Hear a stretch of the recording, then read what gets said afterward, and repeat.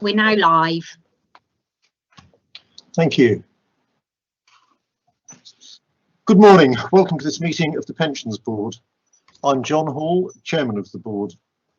I'm obliged to inform you that this meeting is being live streamed and recorded. Members of the public will be able to hear the audio of the meeting and view the papers being shown on the screen. This meeting is being held using remote technology, and should any committee members experience technical difficulties during the meeting, they should immediately contact the designated IT officer on the number they've already been supplied with. Everyone is requested to mute their microphones unless asked to speak. Please only use the chat function to indicate the desire to speak.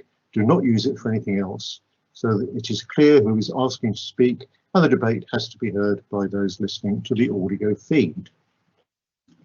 As Chair, I will interpret the Council's existing standing orders in the light of requirements for remote participation, with advice from the Monitoring Officer prior to making a ruling. At the start of the meeting, members of the Board will be asked to confirm their presence and any declarations or conflicts of interest they have on any of the items on the agenda. Everyone that speaks during the meeting, including members of the Board and officers, are asked to introduce themselves each time before they speak. This is so that those listening know who is speaking. Right. Okay, so Mike Morris, are you present? Mike Morris, present. Thank you, John. Any conflicts of interest? No conflicts of interest at all. No. Liz Fury. Liz Fury, I'm present and I have no conflicts of interest. Dave Wright. Dave Wright, present, and no conflict of interest. And Claire Charlesworth-Jones. I think you're muted, Claire. Claire Charlesworth-Jones, present, and no conflicts of interest. Thank you. Thank you very much. We'll now look at items on the agenda. And the first is to receive any apologies for absence. So can the committee officer confirm if there are any apologies or substitutions?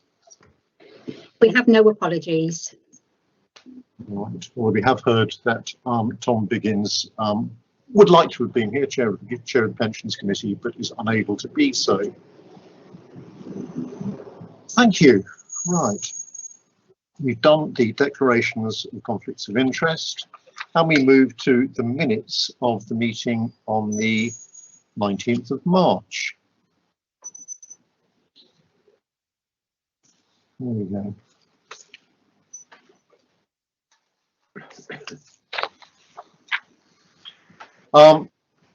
Any queries, comments about the minutes? Are we happy with them?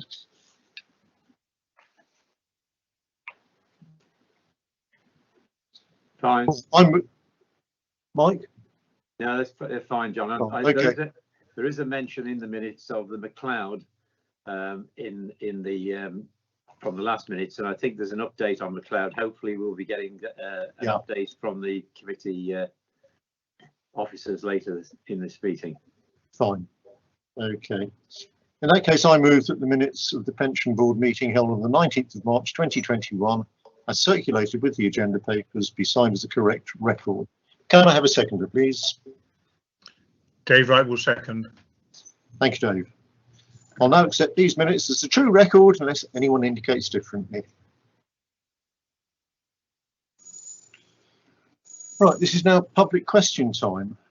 I understand no public questions have been received. That is correct. Yeah. Right, we move on to agenda item 5, administration and regulatory updates. Can the Pension Administration Manager please introduce herself and present this item? Thank you, Chair. Debbie Sharp, Pensions Administration Manager for the Shropshire County Pension Fund. The paper at point 5 updates on additional items further to the Pensions Committee meeting on the 25th of June. And the point 6 just points out the Finance Act has received royal assent, and that is going to freeze the lifetime allowance for our members at £1,073,100 for a good number of tax years going forward. So we will be ensuring that that's put on the website and communicated in any other methods to members.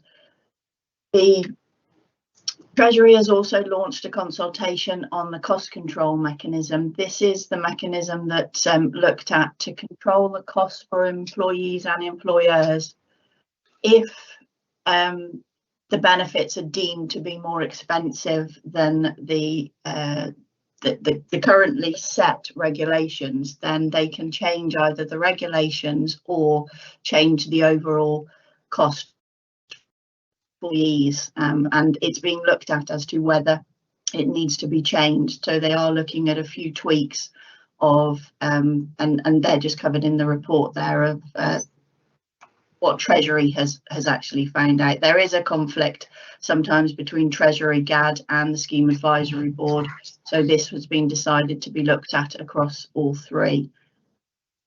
The Governance and Administration Survey from the Pensions Regulator has been announced, and we've given you the link there because it's rather a big document. The results are showing really the movements nationally in areas that are in agreement with where we're prioritising movement as well. So risk management, cyber controls, members receiving their pension benefits on time, their statements annually, which are due to go out at the end of next month, just remembering which month I'm in at the moment. All areas, particularly annual benefit statements, have been a strength for the last few years of this fund. We've managed to get just under 100% out.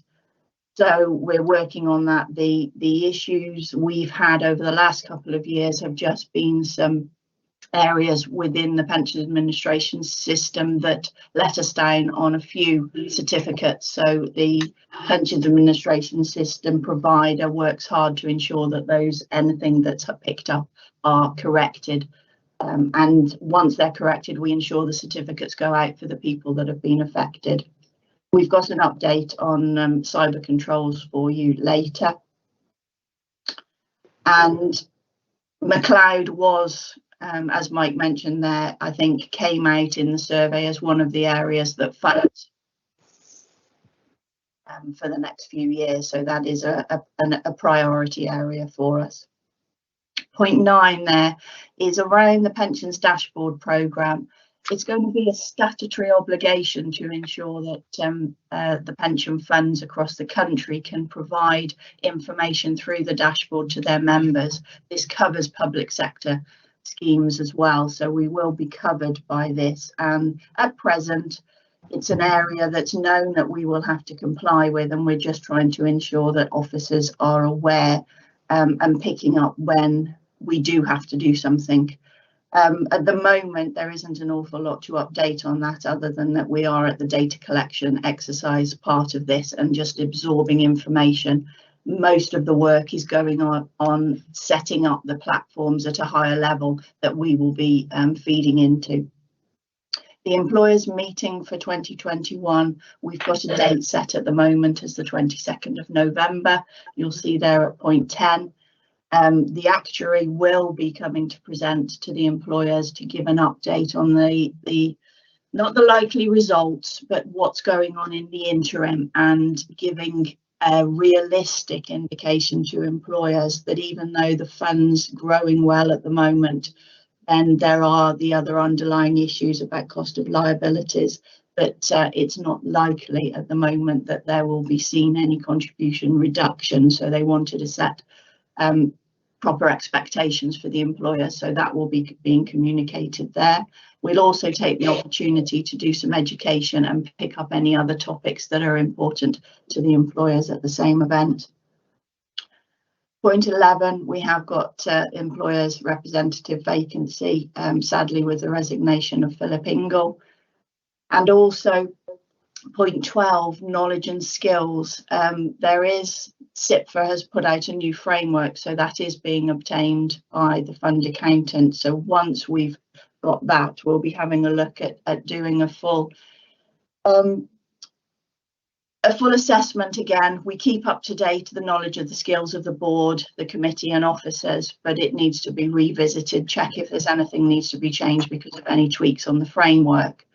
And then we'll also be looking at what is required going forward as an education programme. I think with remote working nowadays for committee, board and officers, we need to actually have a look at how are we training, which training methods can be taken forward that we've done in the past, and how are we going to tweak it, how are we going to deliver anything in a more robust way to ensure everybody's kept up to date.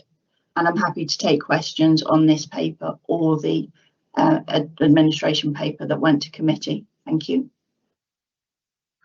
Okay, I'll now ask members of the board for their comments.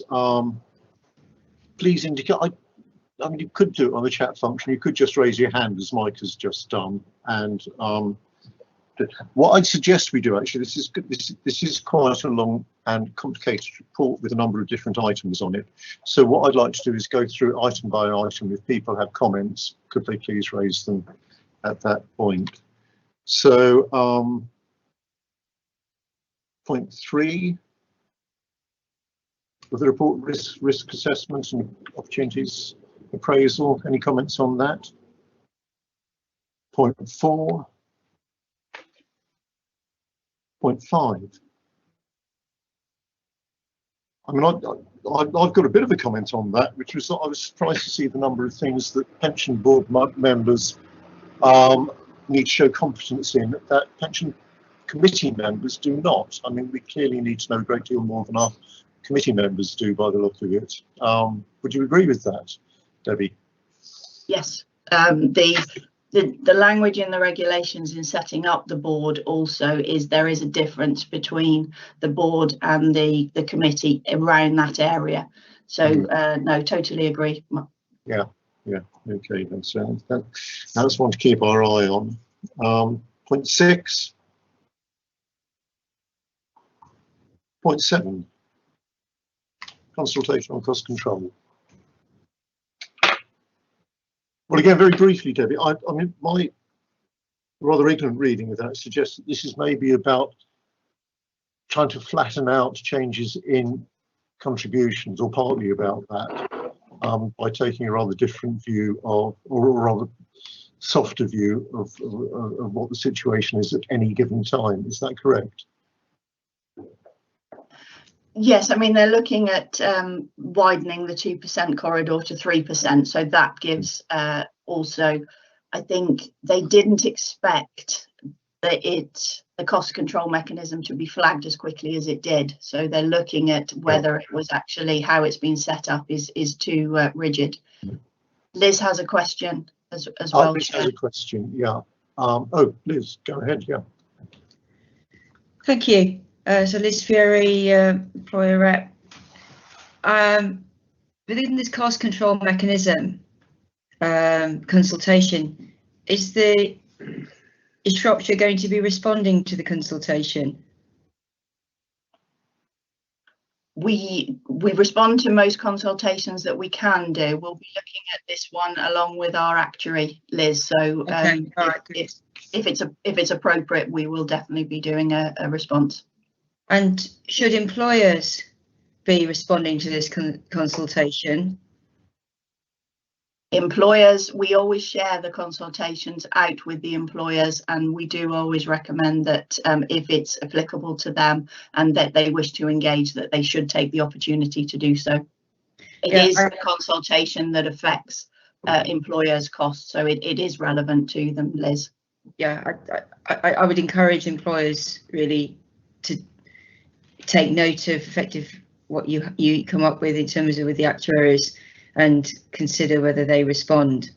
Under the TPS arrangements, the cost control mechanism is different from, there's two kind of like sections to it. So the employees sections can improve and the employer's contributions or effectively liabilities can worsen, which is something we certainly saw with TPS in the last 2 or 3 years. So I would encourage employers to take this very seriously. I agree. I mean, for the fund, it's the mechanism to ensure how we get enough money in from the employers to balance the cost of those contributions. So the mechanism is far more, I suppose, relevant to employers, Liz. For the fund, it's saying who's keeping a check on, but actually the money coming in and how much we're saying it costs balances. Yeah, so yes. Okay, just to worry employers, I suppose, is that under TPS there was a 44% increase in employer contributions, in a way, which was a lot to do with this cost control mechanism.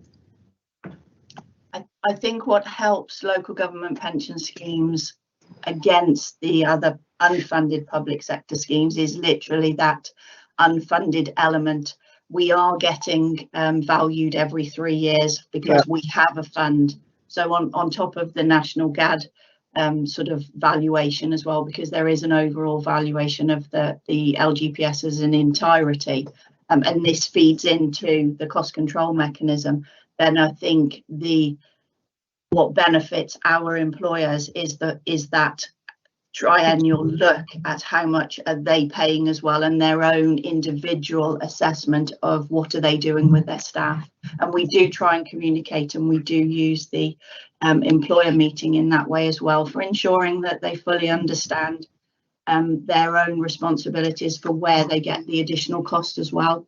Looking after the workforce, not having too many early retirements, how the actual costs work out, younger workforce, and how you actually keep your costs down as an employer as well. So I think the two go hand in hand, education along with keeping an eye on the national cost control mechanism.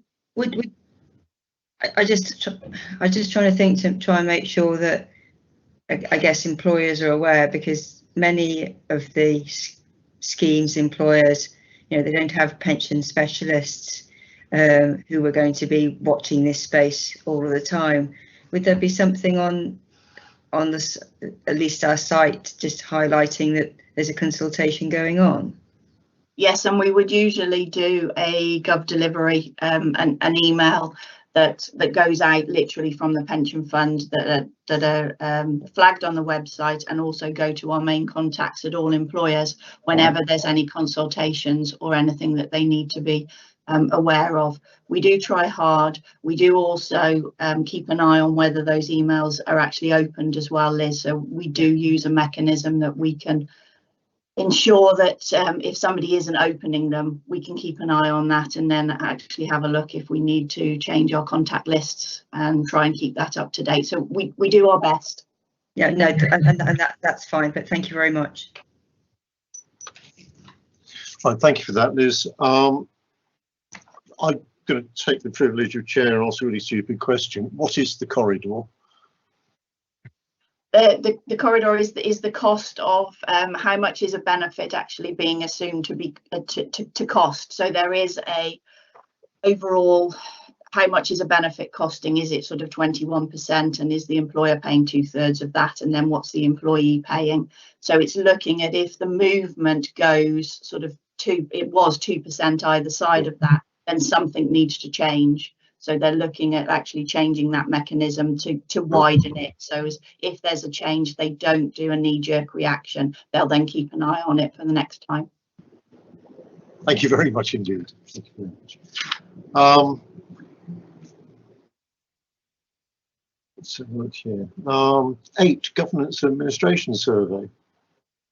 Anything on that?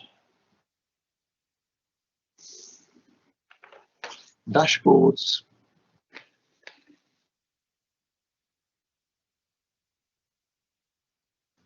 Employers meeting.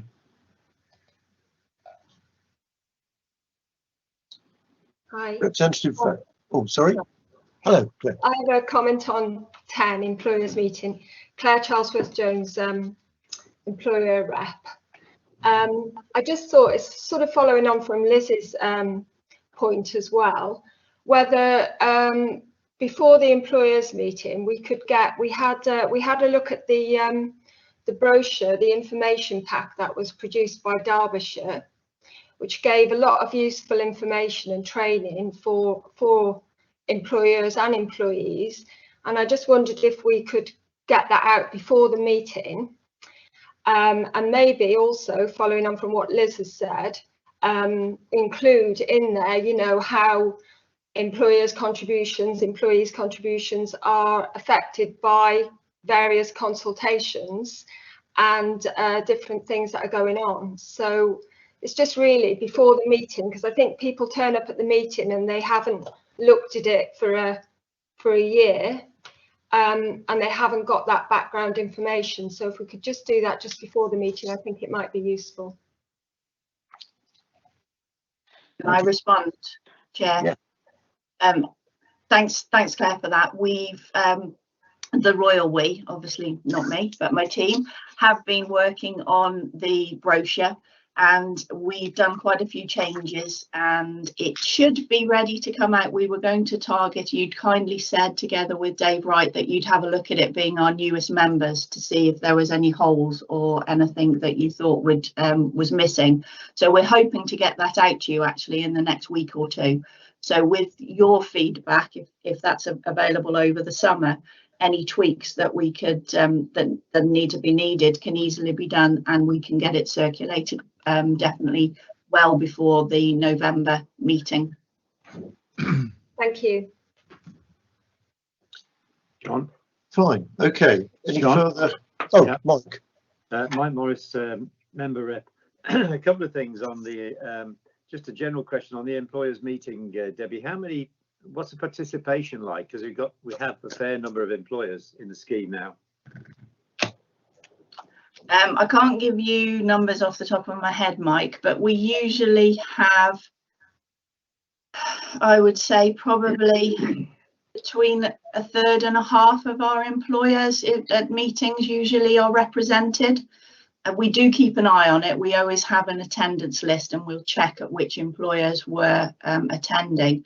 And we also use the most recent attendance list if we have an issue with one of our employers with engagement or anything going wrong. We will always check back to actually see if they attended any of the training sessions. So we do use it in that way as well, because it's a good indication if we've got that employer and they haven't engaged with those sessions, that actually we can use that as a prompt to, again, to sort of say, well, you're not taking the opportunities of the learning, and obviously things are starting to go wrong. So and with these things, you know, it's probably known across the industry that usually the employers that will engage are our better employers. So unfortunately, it is an uphill battle sometimes, but we do try hard, and we do prompt all of the employers. So when we send out the invitations to any of these training events, we send reminders to those that haven't engaged. So we do always chase them up. Thanks. The second point, because you mentioned in the 10.2 paragraph, you mentioned McLeod. And I wanted to ask a general question on McLeod, but it does relate to this as well. And that is that I heard from an Aon update, I think earlier last week or this week. It was saying that they've now settled the dates for the McLeod spread, as it were, for the remedy, which is 2014 to 2022. And I'm wondering, from an administration point of view, how much is that going to be a huge cost do you estimate to the scheme to do that McLeod set of calculations for those 8 years, and how do employers generally cope with having to do their section part of that calculation? I can pick up on those points. The cost has been built in by the actuary to employers' contributions if they wish to pay them. Most did. Right. That was because it's not legislated for when they were doing the last valuation, and it actually won't be legislated for when the 22 valuation as at that date, because it won't be in legislation by the 31st of March 22 either. But the actuary has been prudent and has actually given all employers opportunity to be pre-funding. So the actual cost of the uplift in the benefits is being built in. Regarding the cost to do the changes and do all of the back calculations, that's now built into our budgets, that we have been allocated additional staff. I think we put in one of the papers that we're at the moment working, the budget increase has been agreed by the scheme administrator, so we're working with HR to actually get those posts up and running and get them advertised. So the cost has now been built into our budget, and basically it was a cost for additional resource. We needed that resource to undertake the calculations that we will need, because it will just increase our workload over the next few years. There will be an additional cost coming through from software providers, and Mike, regarding any of the additional developments that are required above and beyond that's built into our contractual cost as well. So there's a monetary cost and there's also a resource cost, I think, coming through from both areas, but both have been looked at and we're fully aware of what those are. But it's obviously non-avoidable because it's statutory requirement. But are we talking 5 figures, 6 figures, 7 figures? Staffing wise, I'm trying to think of, I can get back to you on the figures and report on those of what we actually increased the budget by. Some of it was McLeod based, some of it was actually, you've got, I can do a budgetary update actually at the next one if you want. Yeah. We'll do it that way round, because then you can have a look at the costs. Yeah, thank you. Thank you.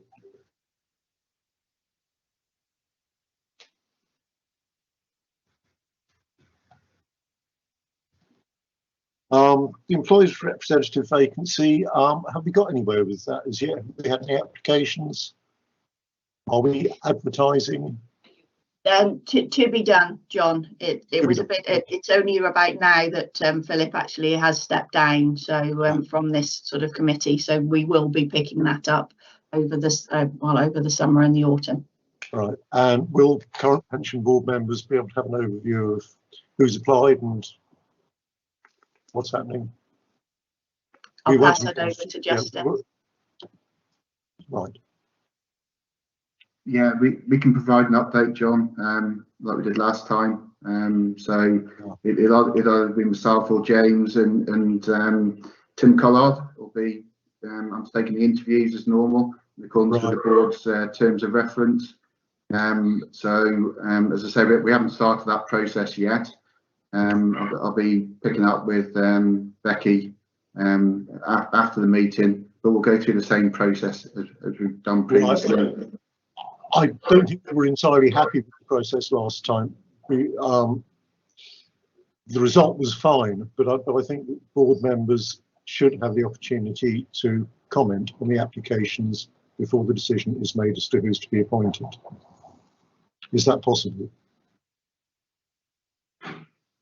I'm sure it will be. It's not stated in the terms of reference. That's the process we go through. But as I say, we had the chat last time. I spoke to you, John, about the candidates. So I don't know if James got anything else to add on that. If he's happy for board members to be included. If I can, Chair, James Walton, Pension Scheme Administrator. We're just following the terms of reference that was agreed by the pension board. At the end of the day, if you want to change that, then we just need to change those terms of reference. In terms of the process, we try and keep it as simple as we can, and just make sure that we are fulfilling the requirements, which means we need to have an officer appointing and going through that process. But in terms of other people being involved, providing it doesn't get unwieldy and we don't have to struggle with diaries, etc., we can certainly change that. Depends what the board wants and what we want to put in the say in the terms of reference. Right. Liz? Yeah, so I just put in the chat, really, in item 12 that you've refer to the skills matrix and the SITFA framework being updated and that type of stuff. Yeah, I just wondered if the skills matrix would be, I guess, reviewed, or is it too detailed, as part of prior to actually appointing, to ensure that we get the maximise on the mix of skills that you're looking for. I'm unsure of whether timing will allow that, Liz, but if timing allows that, then it's a good point, and yes, it would be something that we would love to be able to do. But I think just looking at workloads with annual benefit statements getting out, if we can do, we will do. We know it's on our work plan to update that skills matrix, but so we'll see what we can do. Thank you. Mike? Yeah, I'm just going back to the point you were raising on the 11. I would have thought, as James has pointed out, we can make it, as long as it's not unwieldy. I would have thought that perhaps the selection committee could just include the chair or a representative of the board on that selection process committee.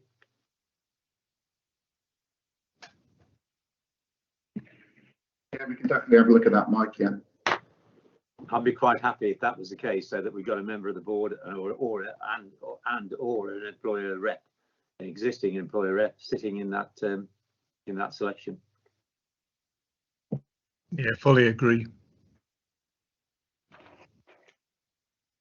So could we do that, Justin? Yeah, that's fine if that's what the board wants. So we need to update the terms of reference, because that's not the current process. So we will need to update the terms of reference to include that. That's a technical mechanism, isn't it? We could agree that here and now, really. Yeah, if that's what the board wants, yeah, that's fine. Well, my sense is that is what the board wants.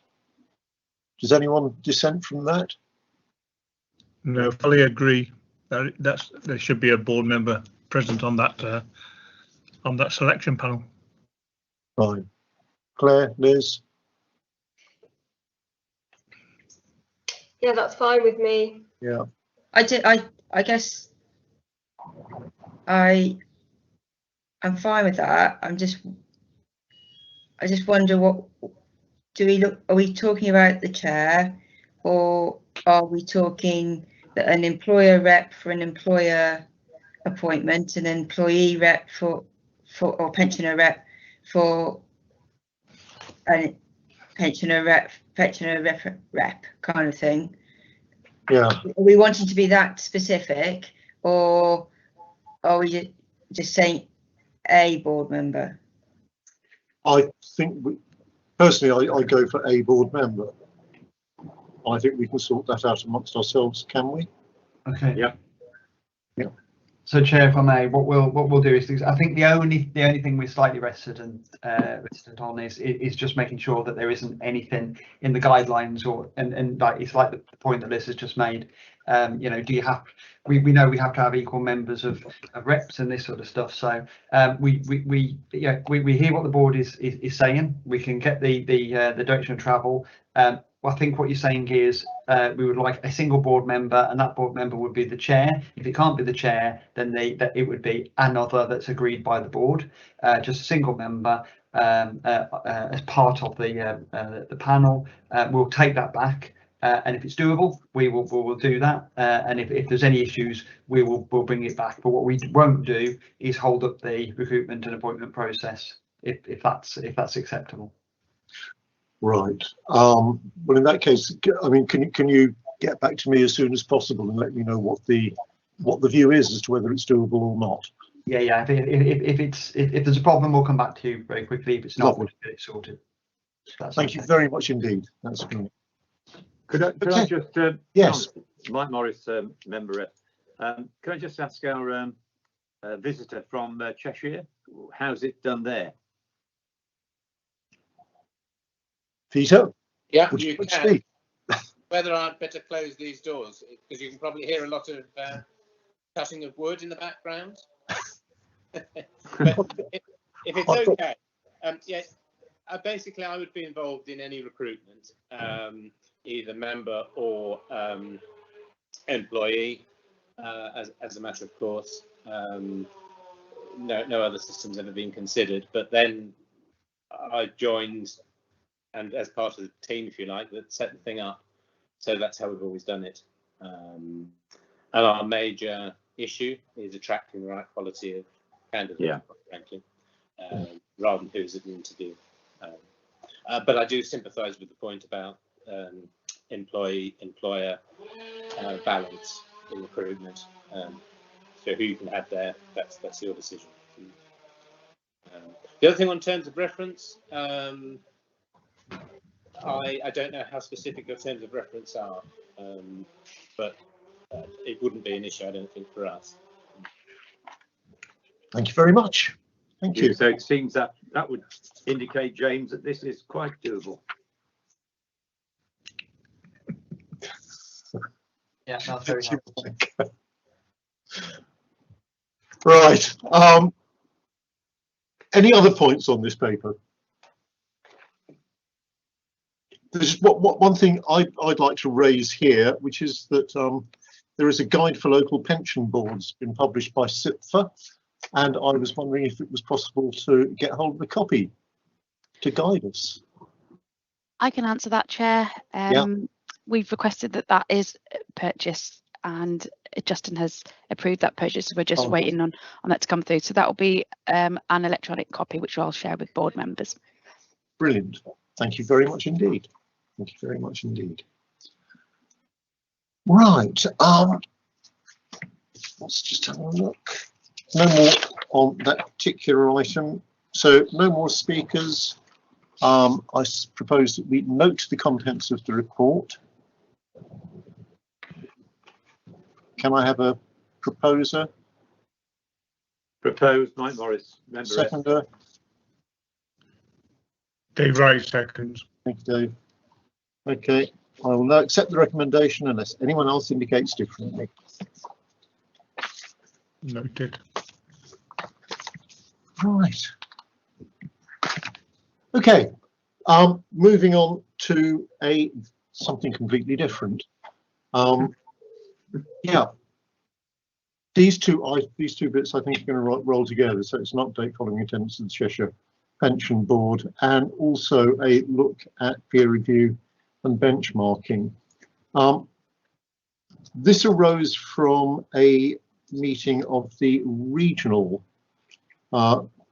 pension board chairs, where there was a suggestion that a bit of work might be done between boards to look essentially at the way they do things and get ideas of best practice and basically to set up maybe benchmarks in the long term for the way that pension boards could be run.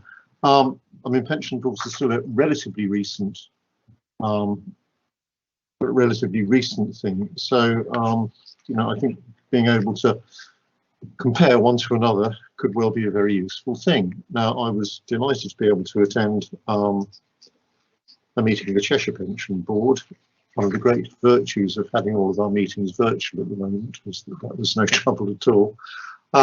And I mean, essentially, I won't run through the whole thing. I mean, in many ways, obviously, the agenda is very similar. So we review, you know, we all review committee decisions.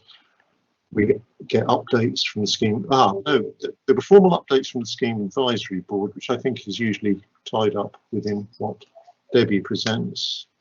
There's a performance management framework. We hear about data quality. All of the nuts and bolts, I think, are very much the same.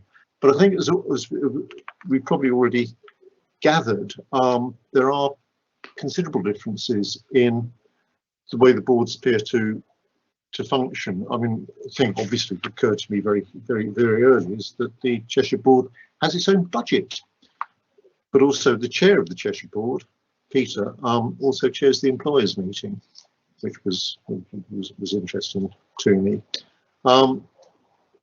So that was a good start, and of course Peter is with us today, and I hope we will get some agreement to further work to look at the way we work and see if we can learn from each other. It's a particularly good time for doing this because there's the good governance review going on. So what changes might we want to make? So, Peter, would you like to say anything about this? Yes, I would. I mean, I just confirm, John, it's a really good time to start thinking about how we operate. We've already talked about terms of reference, and I don't know whether yours have ever changed. Are you on your first iteration? No, we're not. We do Oh, you're a not? fairly Okay. recent. Well, Yes. we are, because under our constitution, our terms of reference eventually end up with governance committee, they then end up with full council. So we don't want to waste full council time. So we've been waiting for the good governance review to do our review of terms of reference. So I think it's a great time to look at that.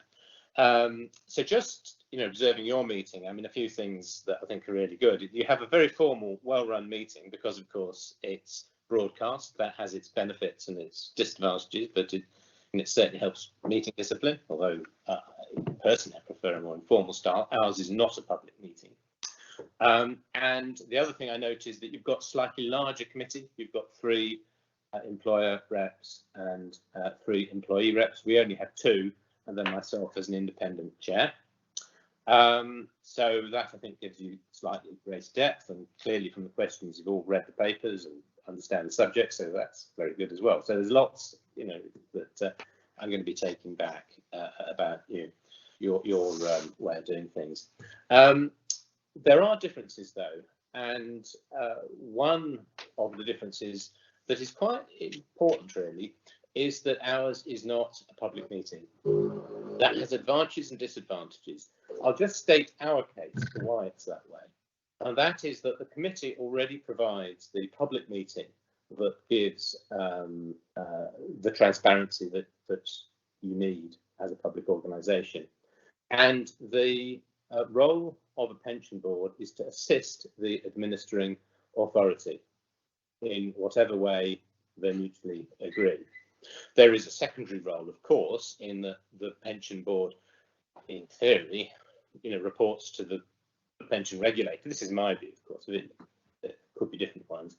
And therefore, if anything seriously went wrong, it's your duty to report the pension fund to the authorities. So you are independent. You're meant to be independent, but supported. And actually, that's a point where both committees are very well supported by officers. And I really like your papers, and we've got some other things that are really interesting that I'm looking forward to on IT. I can tell you, you've got something to learn from you there, I think, on your survey. So what else to say? Both of us will have to do this review of our governance, and I think it would be very simple for us to share our thoughts and what we're going to change with each other, so that we can develop something. Just as an observation, we've both developed slightly different committee structures and ways of working. I don't honestly believe there's a better or a worse. I just think they're different.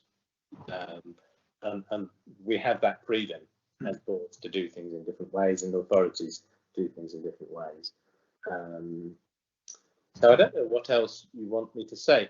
All our papers are online, of course. All the minutes are published, so you can see precisely what we get up to. We have a work plan, so that is important. I would like to think that every year when we write our report as a board, we can prove we have assisted the pension fund in its achievement of its objectives. That's what the board was set up for. So if you can't prove it at the end of the year, then what's the purpose of the meeting? So I think the work plan means that you do get on and do specific pieces of work that help the pension fund. Just in terms of how we go about setting agendas, I would hope that we never have anything on the agenda that isn't a report that the pension fund itself would like to produce, or a topic that the pension fund itself doesn't think will be helpful, because what was the purpose? It is to assist the pension fund in fulfilling its duties. And the secondary one, which is almost, I'd like to say, of course it's relevant, it's incredibly unlikely there'd be anything so amiss with a local government pension fund of the size of yours or ours that you need to bother the pension regulator about. So I don't know what else I would say. We will actively be looking to try to increase our membership to 3 and 3, like you. So I think you're better in that regard. In terms of papers and the support you get, I think it's excellent. I think that's the key thing. I would just mention that John will know, because I think we've both been to the national events, a number of pensions boards are perhaps not taken seriously by the administering authority. I can very clearly see Shropshire trying very hard and obviously doing a good job. So I don't know if there are any questions about what we do, then I'm very happy to take them. Right. Does anyone have any questions for Peter or comments in general? Mike. Mike Morris, member. Peter, the work plan sounds an ideal that we should be striving towards. How do you actually create that work plan? Who creates it? Is it the board with officers, or just the board deciding what they want to do? I mean, what does it look like? It's the board with officers, and you can see it on our minutes that you can find on the website. I sent a link through to John. John can send it on. Okay. You went to search through it, and you'll see right. The work plan involves all the reviews you're doing, and then additional things that we want to do. So, for instance, we ran a separate meeting on the recent good governance consultation. So we as a board went through it with Heidi, and then did a response. That was then sent to the committee agreed it, and as well, and then we sent it off. Actually, I'll just say we also have a joint committee of myself, the chair of the committee, and officers, so we coordinate what we do between the board and the committee. Another example is that we're very concerned about retirement. It takes forever sometimes for members to get retirement. It's a real weak link in the chain. So of local government pensions is very difficult, but sometimes people have to wait 2 months for the first pension payment. That's not a good outcome for our customers, our clients. So yeah, a number of things would come out of that, and indeed cyber resilience will probably end up having to do something on cyber. That's a separate meeting, and they would not be within the normal calendar, because we would not be able to get through the business of the formal meeting and do some of these larger topics. But that's what the work plan is. Okay, thank you. Dave, do you have? Dave. Yeah. Hi. So I'll just switch it back on my mic. Peter, thank you for that. I'm Dave Wright, I'm a members rep. Do you have observers sitting on the pensions committee from your pensions board members? They can, if they want to. In practice, it's very rare. The committee and the board get together at joint training, and I will attend occasionally the committee meeting if there's a specific item that interests me, or I think we interest the board.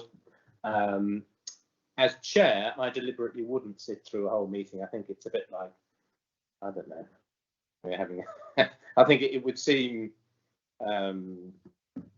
unnecessary. I don't want this idea that the board is supervising the committee. It isn't. It's assisting the whole operation. It's not. Yeah. It's not a scrutiny. Okay. No, I appreciate that. And the second point really is on the employers meeting. I think it's a very good idea that the chair of the pension board does, comment or even chair that employers meeting. Yes, I have. Very good practice, I think. Right. So I see the employer liaison is very much part of the officer's duties, and my role is rather different from chairing the board in that I'm helping them by being an independent chair. Now, for the employers forum, that's different from the employers meeting.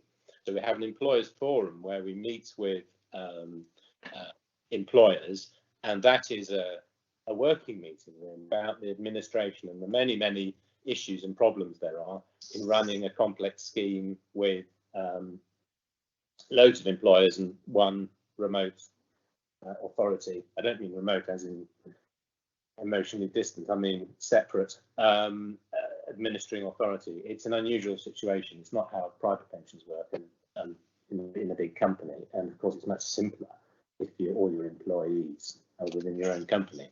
It's a real headache, as our professional colleagues know. So we have that meeting anything between 2 and 4 times a year, where we will run through things like the admin strategy, member interfacing. So that's one thing I chair, but you know, I don't particularly input into the agenda. It's up to officers.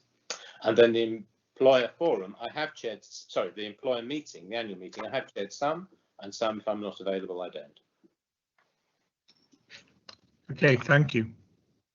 Heidi, I know you're there somewhere. I thought I saw your hand go up. I am here, Chairman. I didn't put my hand up. I think it was Oh, Rebecca. right, okay. Sorry about that. Okay. It was me, Chair, and Mike. It was in fact Mike's exact question, so I then lowered my hand because you, Okay. Peter answered it. So thank you. Yeah. And with Peter's benefit, we have received and been able to attend our pension committee, as long as I've been a member of the board anyway. What hasn't happened in reverse is the chair of the pension committee attending our meetings. However, at our last meeting, the chair of the pensions committee did attend, so that's a fairly new relationship for us. So we've never had the chairman of the pensions committee attend our meeting, but we do have a good liaison through specific meetings between myself, him, and officers, where we overview how the fund is working. Yeah. Okay. Right. Well, it looks as if we're all in favour of taking this forward. Would that be a reasonable assumption, fellow members of the board? I think Yeah. Yeah, confirmed. Yeah. Chairman, if I may, can I just check yes, that people that are going to have to do the work, on my side, that's Heidi, are happy with the concept that as we develop new terms of reference in response to the Good Governance Review, we will share them with each other. Fantastic. Certainly, Chairman. Yeah. Yeah. I think that piece of work would be a very good place to start, actually. So I wonder whether we can agree that that is something we're going to look at together anyway. I mean, it's clearly there are going to be still differences, but yeah. Yep. Hello. Is that Michelle? It's Rebecca. Rebecca Clough, Chair. So Sorry. this is a different question now, but I was just wondering if some of the ideas that have been discussed, such as the chair attending, so you attending our employers meeting or anything like that, can perhaps we have a look at that fairly soon, you know, come midsummer, so we can start putting some arrangements, or is anything, if anything, the board feels they want to be part of that employers meeting, so we've got plenty of time to kind of make sure that we're including all the things that that you want to be involved in that meeting or you want to take place. Yeah. So we can perhaps have a separate short. I think possibly that would be a it. very good idea, actually. Yeah. Yeah. So I think if we can schedule that, that would be helpful. Thank you. Right. Oh, I think Debbie's got her hand up as well, actually. Actually, I can't see, but Debbie, yes. Hi, John. It could be possible. I'm going to say I'm not seeing hands, which is rather harmful. Ah, yes, it's just appeared.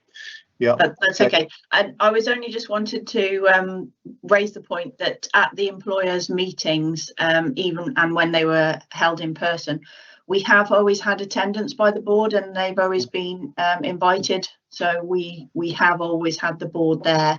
So that's not new. But if any of the chairing of any of the meetings will change, then that obviously can be accommodated. But the board have always been represented and always attended. Fine. Yeah. I mean, I think that's something I think we're going to have to get together and thrash out at a later date, possibly. Okay. Right. Well, Peter, it looks as if we're going to continue working together. It looks as if terms of reference could well be something that we look at separately but together in a way, because we're going to come to, in a sense, it's not going to be identical, but I think it might be enriching to look at what each other are doing. So thank you very much for that. Any other comments? No. Okay. No. Thank you very much, and thank you, Peter. That's been very helpful. Right, we've got to agree the date and time of the next meeting, and it's proposed that that will be 15th of October at 9:30.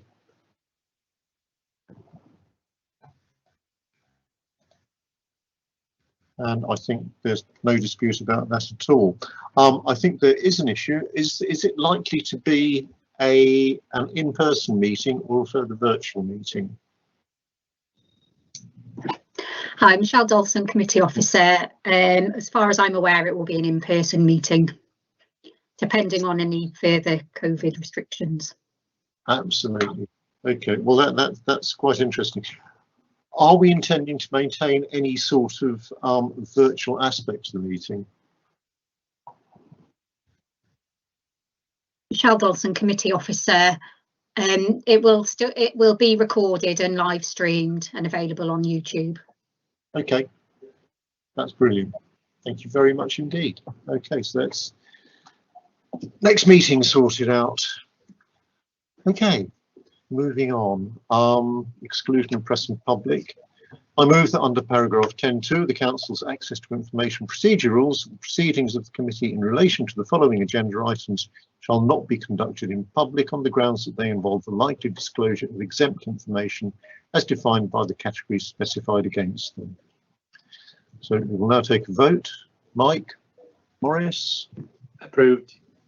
Liz Fury? Approved. Dave Wright? Agreed. Claire Charlesworth Jones? Agreed. Right, well that's unanimous. Then could we put the mechanism in place to exclude press and public?